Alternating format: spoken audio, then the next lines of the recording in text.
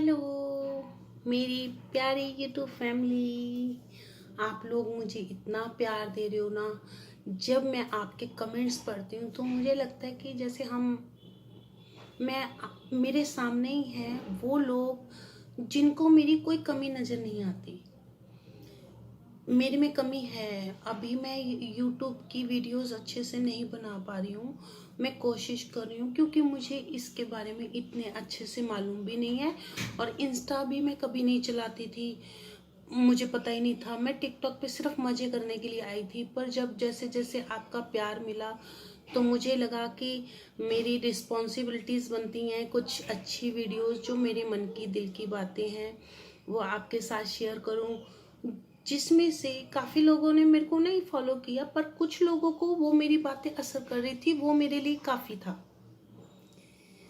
तो फिर जब इतना प्यार मिलता है ना तो फिर आप कोशिश करते हो हाँ यूट्यूब पे भी जाने की, क्योंकि आपको उन लोगों के साथ टच में रहना होता है।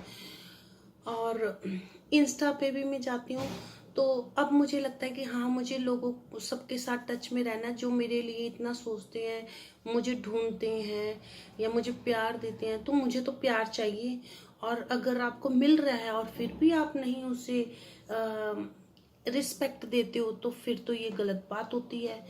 नहीं मिलता तो रोते हो, मिलता है तो भागते हो, ऐसे तो नहीं चलेगा। तो फिर ना मैंने यूट्यूब बनानी शुरू कर दिया। अभी बड़ी कोशिश करके मैं बना रही हूँ, क्योंकि मेरे को ना कुकिंग तो करनी आती है, ऐसे नहीं है मेरे को कुकिंग, पर मेरे को ना मेरे हिसाब की कुकिंग करनी आती है। इजी कुकिंग करनी आती है कि हेल्दी खाना बने, अच्छा बने, जल्दी बने, क्योंकि मेरे को बहुत सारे घर के काम होते हैं। 3 बच्चे हैं, तीनों बच्चों को डाइट ध्यान से देना होता है, तरीके से देना होता है। हस्बैंड है, हस्बैंड को देखना होता है, अच्छे उनका अलग रूटीन है, घर देखना होता है। और बाहर मेरे बहुत सारे डॉगीज हैं, उनको भी देखती हूँ मैं। उनका ना वीडियोस नहीं डालती हूँ। मेरी एक चंपा है जो सामने आती है, क्योंकि कई लोग माइंड करते हैं कि आप कुत्तों को खाना क्यों देते हो, और किसी को काट भी सकते हैं। इसलिए मैं ना उनको छुपके से देती हूँ ताकि मेरे को कोई कल को ब्लेम ना करे। देखो कुत्ते कुत्ते पता कब काटते हैं, जब आप उनको छेड़ोगे, परेशान करोगे। ऐसे नहीं काटते हैं, आप गाड़ी चढ़ा दोगे उसके ऊपर तो वो तो रिएक्ट करेगा ना, कि कोई भी गाड़ी देख के उसके पीछे भागेगा फिर। खैर ये तो बात अलग है। मैं आपसे थैंक यू बोलना चाहती हूँ। आपके कमेंट्स पढ़ती हूँ तो मुझे बहुत अच्छा लगता है, क्योंकि ना मेरे को लाइफ में मैंने देखा कि जो अपने अपने ब्लड रिलेशन होता है ना, जो खून के रिश्ते होते हैं ना, वो भी आप में ना आपको इतना प्यार नहीं देते हुए उनके लिए, चाहे आप ना तत्ते तवे पे बैठ जाओ, कुछ भी कर लो, जिंदगी आपने निकाल दी सबको खुश करने के लिए, पर कोई खुश नहीं हुआ। पर कोई बात नहीं, पर मैंने ना यहाँ पे 2 साल निकाले और लोगों ने मुझे इतना प्यार दिया।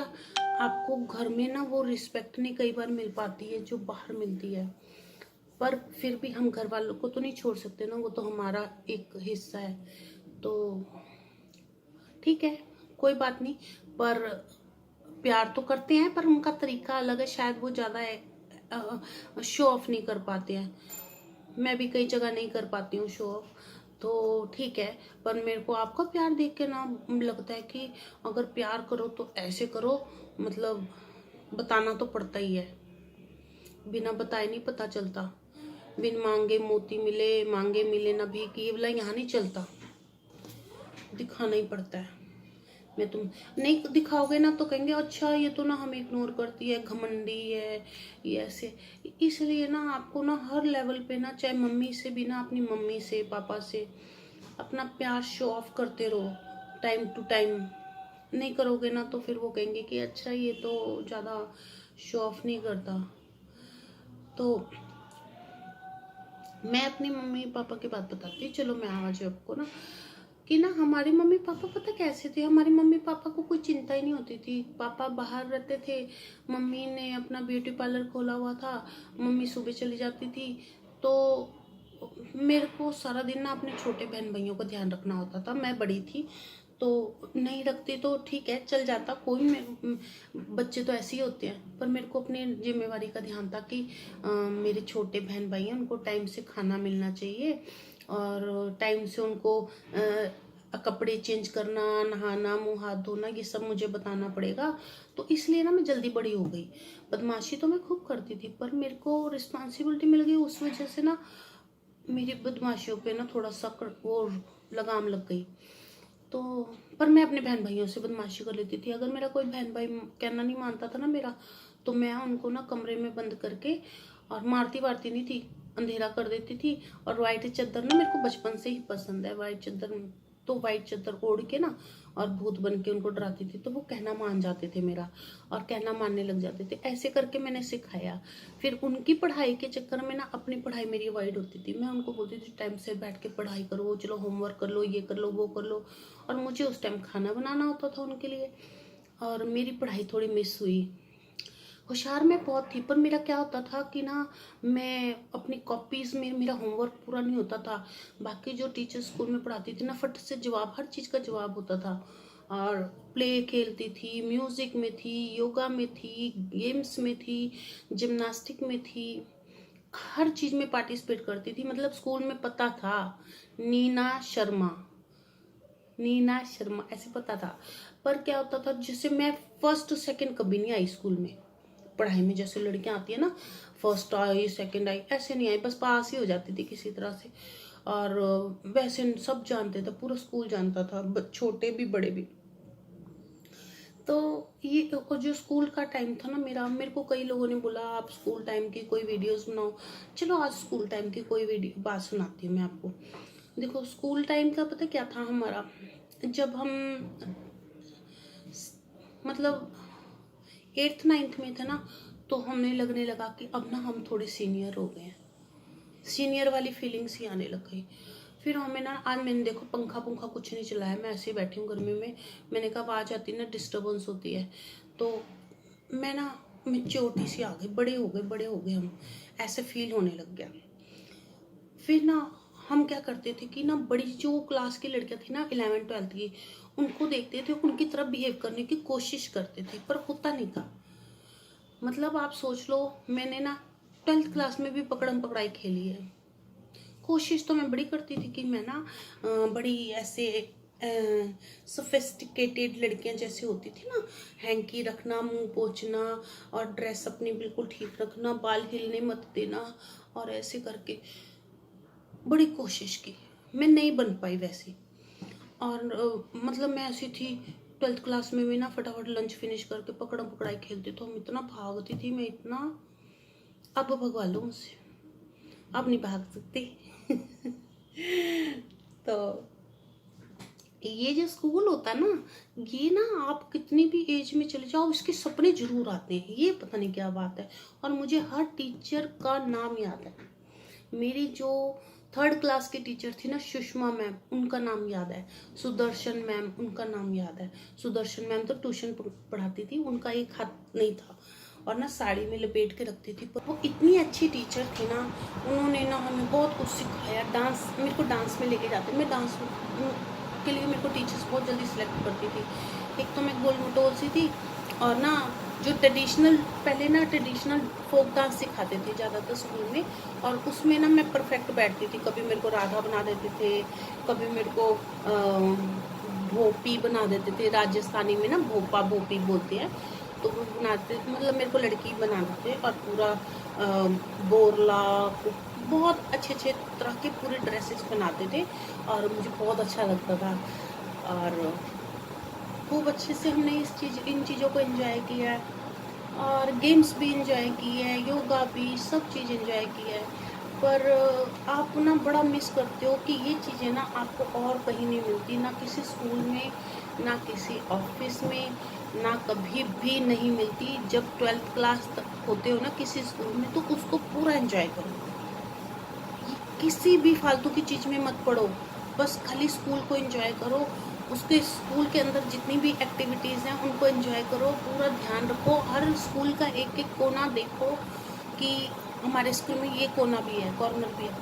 मतलब ऐसे कॉर्नर थे जिसमें कोई जाता नहीं था, तो हम लोग पूरा उसका सर्वे करते थे और देखते थे। अच्छा, हमारे जो स्कूल में एक चौकीदार था, उसको बिल्कुल स्कूल के कॉर्नर में घर था, हम उसके घर भी जाते थे उनके घर जाके हम उनके घर में कई बार बोलते थे कि आंटी आपने क्या पकाया है आपको, क्योंकि उनकी कैंटीन होती थी, पहले से पूरा ले आते थे सामान वहाँ से कि क्या क्या पकेगा आज, क्या क्या मिलेगा। तो ये जो स्कूल की मेमोरीज होती है ना, ये आपको ना चाहे कितने भी बुजुर्ग हो जाओगे ना, आप तब भी आपको याद रहेगी और स्कूल के सपने आएंगे। मुझे तो आज भी स्कूल के सपने याद आते हैं कि मैं स्कूल में पढ़ रही हूँ और बहुत अच्छी बच्ची बन के पढ़ रही हूँ। और जो स्कूल के नियम कानून होते हैं ना, वो आपको लाइफ में ना सिखाते हैं कि किस तरह डिसिप्लिन में रहना है। जैसे हॉस्टल में सिखाते हैं, तो हॉस्टल का तो थोड़ा ज़्यादा होता है, और स्कूल में भी जितने भी होते हैं ना, आजकल तो स्कूल के नियम कानून पेरेंट्स ने बोल के हमारे बच्चे को परेशानी होती है, आप ऐसे क्यों बोलते हो इस तरह। पेरेंट्स को मेरे ख्याल से ना अगर करना चाहिए तो पीटीएम में जो भी बातचीत करनी चाहिए, और टीचर जिस तरह से बच्चे को कर रही है हैंडल, उसके लिए उसके बीच में पेरेंट्स को नहीं आना चाहिए, क्योंकि वो अपने हिसाब से उसको हैंडल कर रही है। और हाँ, ये है कि आपको कुछ कमी लगती है वो ज़रूर आप पेटीएम में डिस्कस करो, पर ना जब आप स्कूल में बच्चों को भेजो ना, तो आप टीचर को एक बात बोल दो बस, कि मेरा बच्चा अब आपके पास है, आप इसको अपना बच्चा समझो, अपना बच्चा समझ के ट्रीट करो। जब आपका डांटने का मन करे, लगे कि ये डांटने का टाइम है इसको, तो आप बिंदास डांटो। जब आपको लगे इसको स्ट्रिक्ट कोई सज़ा देने का टाइम है, जिसने गलती की है, तो आप बिंदास दो, जैसे आप अपने बच्चे को ट्रीट करोगे।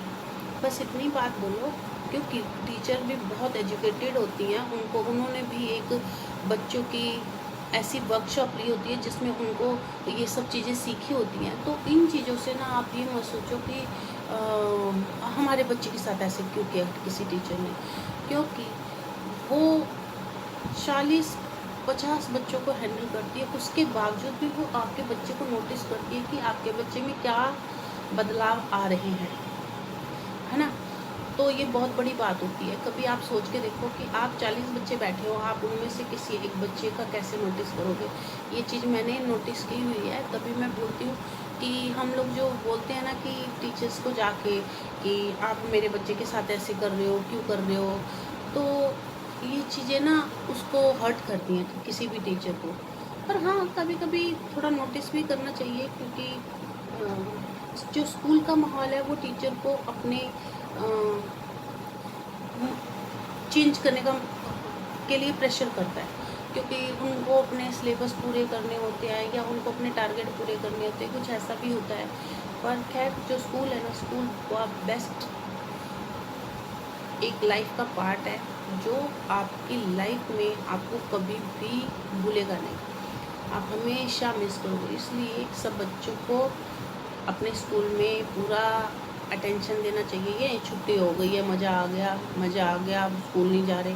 5 महीने से बच्चे घर में बैठे हैं, ऑनलाइन क्लास ले रहे हैं, पर बच्चे मिस कर रहे हैं आप स्कूल को। तो हम तो एक छुट्टी लेने के लिए, हमारे स्कूल में एक बंदर ही आ जाता था, तो उसके लिए भी छुट्टी हो जाती थी। पर अभी क्या है, अभी तो काफ़ी अच्छा हो गया। अब ये सब इतने स्ट्रिक्ट चीज़ें मतलब जो हम लोगों को बहुत ज़्यादा परेशान करेंगी, उस वजह से स्कूल में इतनी छुट्टियां हो गई हैं। अदरवाइज़ इतना ज़्यादा लंबा गैप आता नहीं है कभी भी स्कूल में। पर अभी प्रॉब्लम ही बड़ी है, छोटी नहीं है। तो हम सबको उसमें कोऑपरेट करना चाहिए। टीचर्स ऑनलाइन भी मीटिंग लेती हैं, तो हम लोग तो अटेंड करते हैं। बाकी आप भी, कई बच्चे अपने पेरेंट्स को नहीं बताते हैं, और बताना चाहिए। और पेरेंट्स को एक टीच करना चाहिए कि मम्मी इस तरह से आप ऑनलाइन आके टीचर से बात करो। बच्चे एफर्ट नहीं करते हैं कई, पर मैं सोचती हूँ कि बच्चों को इस टाइम पे मम्मी पापा को हेल्प करनी चाहिए कि मम्मी ये ऑनलाइन ऐसे बात करते हैं, इस तरह से करते हैं, इस तरह से आप इस चीज़ को फॉलो करो। तो ना आपको भी, बच्चों सबको अच्छा लगेगा जब आपके मम्मी पापा फेसबुक, इंस्टा, इन चीज़ों के लिए अवेयर होंगे, उनको नॉलेज बढ़ेगी, तो उनका थोड़ा ध्यान सोशल मीडिया की तरफ भी जाएगा। और ये जाना बहुत ज़रूरी है आज के टाइम पे। क्योंकि ना हमें बहुत सारी नॉलेज भी मिलती है। आप ये मत सोचो कि इसमें सब कुछ बुरा बुरा है, इसमें बहुत सारी नॉलेज भी मिलती है। जैसे आप इंजॉय करते हो तो आपको अपने पेरेंट्स को भी सिखाना चाहिए, ताकि वो भी इंजॉय करें, थोड़ा सा टाइम स्पेंड करें। तो आज के लिए तो इतना ही, फिर बाकी बातें बाद में करेंगे। मेरे बच्चे मेरे साथ बहुत कोऑपरेट करते हैं और मैं जानती हूँ जो मैंने बातें बोली हैं वो अंडरस्टैंड करेंगे। और पेरेंट्स भी जो है, मैं अपनी नॉलेज आपसे शेयर कर रही हूँ, अगर पेरेंट्स सुन रहे हैं तो वो भी बच्चों को कोऑपरेट करें। अगर बच्चे सोशल मीडिया पे है तो उनको एक टाइम दें, ये नहीं कि सारा दिन सोशल मीडिया पे रहें। एक टाइम उनको दें कि आपका सारा दिन में इस चीज़ का इतना टाइम है, इतने टाइम में आप अच्छे से एंजॉय करो और हमें भी बताओ कुछ आपने क्या किया आज और किस तरह की एक्टिविटी देखी। क्योंकि ये चीज़ें अगर आप पूछोगे तो शायद उसमें से 4 चीज़ें देखते हैं तो 2 चीज़ें बताएंगे, पर एटलीस्ट 2 चीज़ें बताएंगे, ये भी बहुत बड़ी बात है। तो दोस्ती करने के लिए बच्चों से तो करना पड़ेगा, थोड़ा पेन लेना पड़ेगा। फिर मिलते हैं, फिर बातें करेंगे खूब सारी। जब टाइम मिले कल कर लूँगी या परसों कर लूँगी, जब भी करूँगी पर करती रहूँगी, क्योंकि अब तो मेरे पास मस्ती करने का टाइम नहीं है। नहीं, टाइम तो है, बट एक प्लेटफॉर्म होता है मस्ती करने का, वो मस्ती करने का नहीं है। अभी हम लोग कुछ कुछ अच्छी बातें भी करेंगे, कुछ मस्ती भी करेंगे, इंस्टा पे भी कुछ कुछ वीडियोस में शेयर करूँगी, पर टच में रहेंगे। Thank you.